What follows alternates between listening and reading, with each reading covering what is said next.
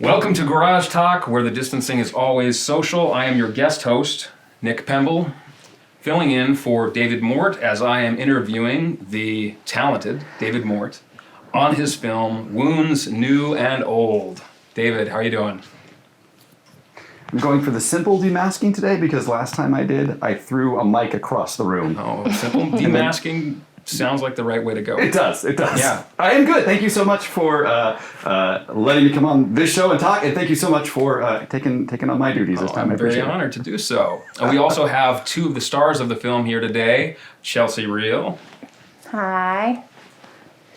Hi, party people. And Will Brack. Hello, Nick. Hello. I'm super excited to spend the next hour with you. And It's an hour? half an hour, whatever this turns into, with David and Chelsea. That sounds better. Well, so I've watched the film many times, and the three words that I came up with to describe it: wistful, fatalistic, tragic. And and Wounds is a very apt name for this particular short film. Because the wounds define each and every character in this film and what they do and what they feel that they can do. Would you say that that's probably a fair assumption? Yeah. Oh yeah, totally. Okay, totally. Great. And it is a noir. It's done in the style of a noir nostalgia to the post-World War II, dark, kind of like gritty perspective. It's very, what's the right word? Existential. And there's a lot of different issues that these characters deal with. They're dealing with PTSD, or what they call battle fatigue back in the day. Alcoholism, that seems to be a theme.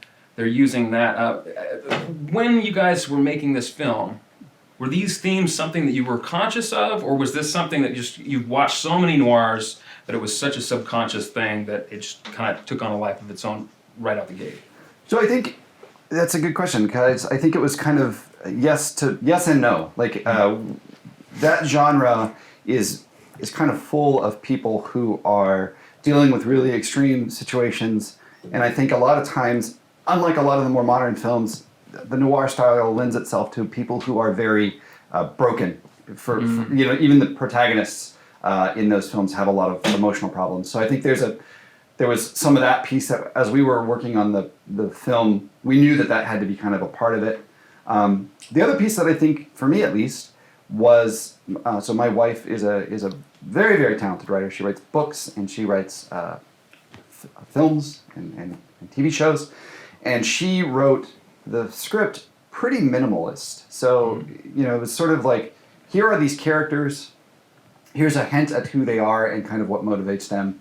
But that was a lot of it was kind of left open to interpretation, and so a lot of it was kind of working with all of the actors, specifically Chelsea and Will, to kind of find out the backstories of who these characters were, and sort of figure out where their traumas were and where they lived in those characters. That's a really interesting thing to hear, because normally when you have a script, you're working with the writer-director, and they're giving you these hard answers about this backstory, but you had to take this thing, and you had to kind of create those backstories yourself. Yeah. That's really impressive. It was super fun because, like I said, one of the things I really like about working, so my wife and I have worked together now for about 3 years on a couple of different projects off and on, and one of the things I really like about her is she has the ability to sort of go, I can give you everything if you need it, or I can give you varying degrees of what this is. And so when we started the idea for the film, Will came up kind of with the idea and the kind of basic outline of the story, and then said, hey, do you want to have your wife take a look at it and see if she could put a script together? Wow. And so she did, and she sent me a draft of it. For OPB comes from our members and from Oregon Lottery, partnering with the Oregon Department of Education. Stop it! Commercial break. We have... What a rookie mistake. I know. Get out of I here! had no idea how I did that. That was the hardest thing. Do you want to keep going? Well, let's just keep rolling. I think we're good. We can keep going. So that's really, I didn't know that you came up with the outline. Yeah. So no, it's funny. I was on a set with Rick, I don't remember what, and he asked me if I had any ideas for a scene in Eugene. Yeah. So I asked my wife, I didn't at the time, and she said, well, what about like a noir? So I've got a friend in Portland, and he and I kind of volleyed ideas back and forth. And so I reapproached Rick, and I said, hey, what if we shot this in black and white? We made it a mystery. The hard thing about this, though, is like, Scene in Eugene's are 15 to 20 minutes long. And so how are we going to establish these characters and set up a mystery to be solved and then solve that thing? So that's when I went to David and asked him if he'd have an interest in directing it and his wife possibly writing the script for it. So Yeah. that was that process. That is a challenging thing to do in 15 minutes. Right? Yeah. I mean, you just like, there's a lot in this little film, man. I mean, there's so much that's covered, and I thought about so many different things. I was thinking about, going back to wounds, like there's the Purple Heart, there's that, the Purple Heart on the desk, Right. as well as the picture of the guys in the military, Yeah. and there's a guy with an accordion, and it looks like everybody in there is having like a really good moment, in the midst of this, environment which is fear cloaked in courage. Right. And they're literally, hunting and killing other human beings and being hunted and killed by Sure. other human beings. Right. And they come back, to this world. They've won the war, so they have that feeling of victory, but they also have this horrible, these secrets that they feel that they just absolutely cannot share with their family. Right. And I know that you're a veteran. Right. So, touching on David, kind of giving us the freedom to create backstories for these characters, is important to me for Logan to be a vet of the war, and to kind of talk about PTSD is something that we barely have control over now in modern days with service members. So then, it wasn't talked about, and it was even worse, and it was all self-medication. Yeah. And then, the added problem of coming out of the military and entering civilian life and trying to find your place, because those two worlds are so vastly different. So it was important for me to show that struggle with Logan, both sides of that coin. And I think it's interesting that he chose to be a private detective. Right. So it was like he chose not to really leave that world behind That's all he knows. completely. Yeah. It was like, I still want to have my foot in this grittiness, the darker side, and Right. the understanding of, use my understanding of the darker side of human nature to Definitely. do some good in Yeah. society. Completely agree. Chelsea, what were some of the things that you had to deal with? I mean, coming to grips with this character, like what were some of the thoughts? Did you find that you were close to this character, or did you find that she was a ways apart and you had to do some homework? Well, it was like getting to know her, kind of. Like David said, it was a big process of finding out why is she doing the things that she's doing. And for me, she was definitely like a woman on the edge. She's like on the edge of her sanity and just like desperate. She's been forced into situations where she is completely out of her comfort zone and she has to try to piece together something to save her family. Yes. So for me, I fell in love with her kind of because I just got to know her, and I have a fondness in my heart for Sandra. Crazy biatch you. Yes. Well, if I can interrupt real quick. Yeah. I think one of the things was when we auditioned this film. So Will was going to always play Logan.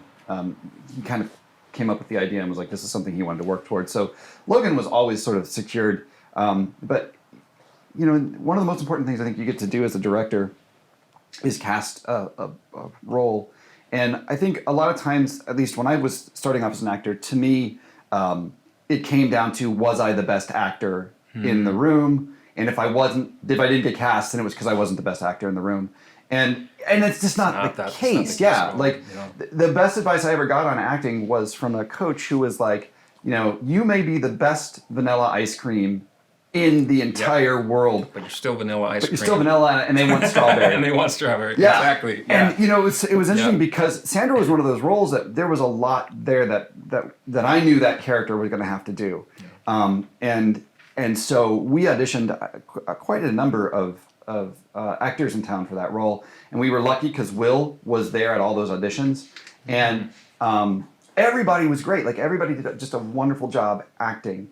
But there was something about Chelsea when she walked in the room, and she just had this certain energy and sort of focus and determination about her that was just perfect for Sandra. And so it was really fun to get to work with her and watch her develop that character, because she came in like, right on the mark, and then just kind of continued to discover who this person was. And that was a really fun kind of process for me, because it was one of the first times where like somebody came in to an audition and I wasn't 100% sure who that character was yet. And then to know that that was her, and then to watch her then take that character through the rest of the journey was really fun. I also just want to say, too, that you told me that I was the only one that seemed like I was actually going to shoot Will. It was like, you're the only one that I was actually kind of afraid, like, yikes. No, just reading across from you, it changed my performance, because I was literally kind of feeling a little bit of fear. Yeah. Good. That's how I like it. Well, without further ado, feel free to explain this clip that we're going to show the people at home. Sure. So we are kind of, this is towards the beginning of the film. It's one of the few scenes in the film that doesn't have something that sort of spoils the ending of it a little bit. So we had to be really selective with what we put. But it's the first time we meet Logan and Sandra. So the story that we don't see is there's a murder, and Sandra's character is not happy with what the police find, and so she hires Logan to investigate it. And the story picks up the night of the day Logan gives Sandra his findings, which match up with what the police say. Mm-hmm. And so the intro of the story, which is what we're about to watch, is Logan waking up to find Sandra has come back to his office late at night and is demanding more answers. Awesome. Let's run it. Go. 70,000 fans were in Dallas this weekend watching the 13th Cotton Bowl Championship. Mustangs of MSU defeated the Webfoots of Oregon, 21-13. So Oregon trying their best. They couldn't withstand the talent of All-American Doug Walker, who passed a touchdown in the first 5 minutes of the game. The real razzle-dazzle started in the third quarter when MSU sophomore Kyle Rose broke through the Oregon defense and sprinted to a... Come in. I thought I told you not to come back here. It doesn't matter to me what you said. Get out. Now, I paid you for answers. And I got them for you.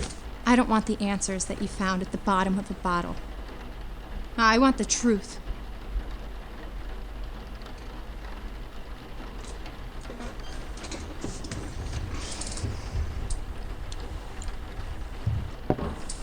It's not my fault you didn't like what I found.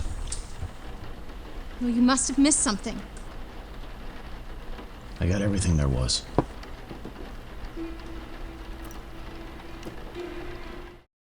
Well, that got your feet wet.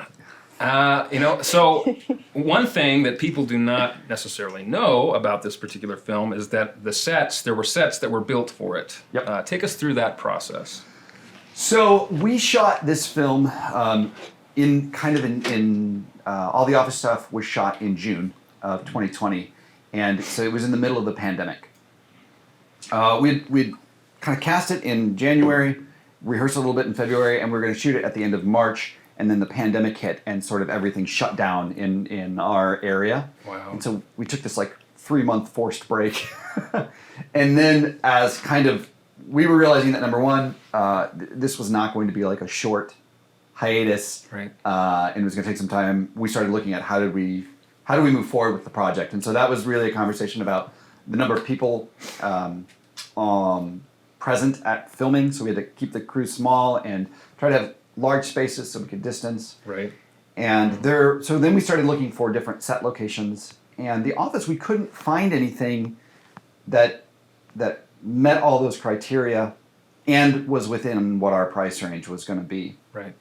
And right. And so the joys of indie filmmaking. Yeah. And so Rick, who is I think one of the unsung heroes of the Lane County film community, said, well, we could just use the local film station, and I can build a set, a CTV, and I can build a set in there, and we can make it the detective's office. Yes. And so over the course of, I think, the next 3 weeks, Rick built something like 14 risers, or they're called flats in the theater world. These big kind of flat pieces of wood that are framed and then latched together in the back and then supported with like an A-frame type of build to create the office. And so it was huge. Yeah. I'm just gonna say, not good for jumping back on it. Yeah. Yeah. Because Will has a part where he has to fall back, and they're not very sturdy. No. The wall, we had to change walls, Will's jump because of that. We didn't want to send the set down. But yeah, it was this, it was this massive, I don't remember how long it was. It was probably like 14, it was like probably 15 to 20 feet like long and deep. It was these 3/4 walls and a window in it and a door. And so we built that set. And then we loaded it into the TV station, and then Jeff and Bill and Rick then spackled the seams of the wall so it looked like a solid wall, and they painted it. And then between Will and I, took half the furniture out of our houses and made the detective office there. So it was a pretty big undertaking, but it was a lot of fun. Like, number one, it worked out really well because, there's a lot of sound studio work being done in the noir genre, and so it was cool to sort of try to bring that piece into it. Right. So that was a lot of fun. It was huge. I don't know if you guys, anything you wanted to add kind of on that piece. It was Rick did an amazing job on it. What did you guys do for the morgue?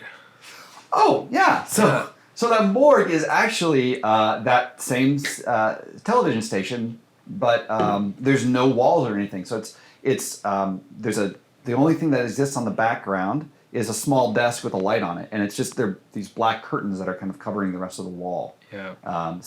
But it, it's so funny. Like, I completely forgot that we shot that in the same place. But it narrow depth of field, so you don't really see the background. And then in the audio piece, we put a little bit of an echo on the voices, so it sounds like it's a sort of big empty space. But yeah, same location. And I loved Quinn's performance in that. Man, that guy is solid, like literally, figuratively as an actor, and just in real life. I remember on Blood Money when I was leaning on him, and I was like, "Damn, I would not want to mess with this dude." Like, you can feel that he's strong. Yeah, he's funny. Yeah, Quinn was great.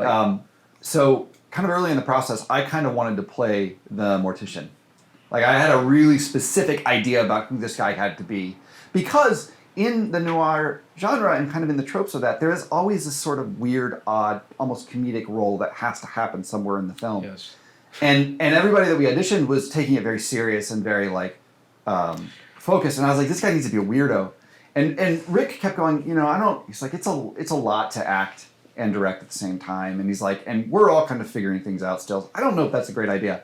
And kind of where I landed was like, if I don't find the exact right person for this, I'm just going to do it, because if it's not done the way I want it, it's not going to be right. Right. And then Quinn rolled in and auditioned, and it was so perfect. And in fact, I'm trying to remember, I think really his audition is not too far off from where we landed in the final film. Like, he came in, there's a prop he uses in the film. I don't want to ruin it. But, But he brought that imaginary pantomime prop into the audition, and we kind of just built that character off of that. So he was great. Yeah, that was great.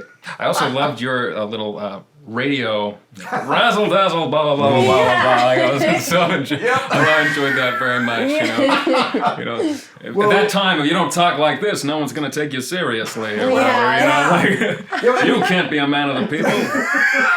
You don't talk like this. Well, we talked about that. When we were rehearsing the film, we kind of talked about, do we want to do that? Because so at this point in American acting, there is what's called a standard kind of regional accent that's taught to actors, and it's sort of this sort of that sort of sound like this. It comes across real weird. And so in the noir films, a lot of the actors have that accent, and so we kind of talked about it as a cast. And my mentality was like, let's find that rhythm and tempo in that accent, but let's not do that accent because it's too much. But we had to put something in there. So we thought, well, what a best way to do it is, there's a performer in the script, so we'll do that, and then that's my little acting job in there. Nice. Dazzle, dazzle. That's right. Now, Chris Golden, DP. Yeah. Now, did he put forth a lot of the shot lists, or was that you working with him?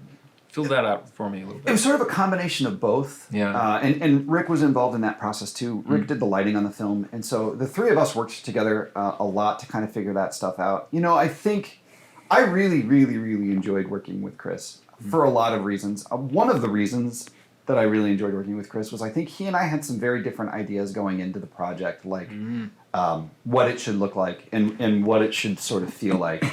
And, you know, I think I love collaboration.